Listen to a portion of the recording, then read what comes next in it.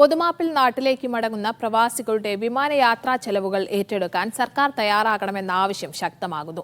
പ്രതിസന്ധിയിലായി മടങ്ങുന്നവർക്ക് കുറഞ്ഞ നിരക്കിലെങ്കിലും വിമാന ടിക്കറ്റ് ലഭ്യമാക്കണം. ഒപ്പം ഔട്ട്പാസ് നടപടികൾ സൗജന്യമാക്കണമെന്നും വിവിധ പ്രവാസി സംഘടനകൾ ആവശ്യപ്പെട്ടു.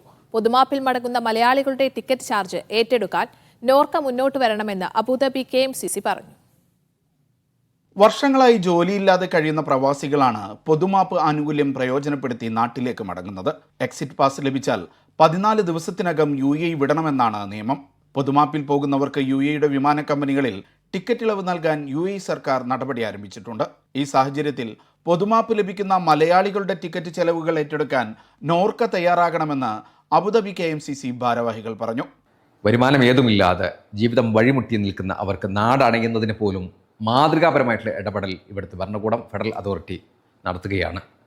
വിവിധ വിമാന കമ്പനികളുമായി ബന്ധപ്പെട്ടുകൊണ്ട് കുറഞ്ഞ നിരക്കിൽ ടിക്കറ്റ് ലഭ്യമാക്കുവാനുള്ള ഇടപെടൽ പോലും അവർ നടത്തുന്നു എന്നുള്ളത് നമുക്ക് വലിയ സന്തോഷം പകർന്നു. ഈ ഒരു സാഹചര്യത്തിൽ ഇന്ത്യയിലേക്ക് പോകുന്ന ഇന്ത്യൻ പ്രവാസികൾക്ക് ഇന്ത്യൻ ഭരണകൂടവും അതുപോലെ തന്നെ നോർക്ക പോലുള്ള കേരള ഏജൻസികളും ഇടപെട്ടുകൊണ്ട് ബാക്കിയുള്ള തുകയും സൗജന്യമാക്കിക്കൊണ്ട് അവരെ പൂർണ്ണമായും സൗജന്യമായി നാട്ടിലെത്തിക്കുവാനുള്ള ഒരു ഇടപെടൽ കൂടി നമ്മുടെ ഭരണകൂടം നടത്തണം എന്ന് KMCC ആവശ്യപ്പെടാണ്.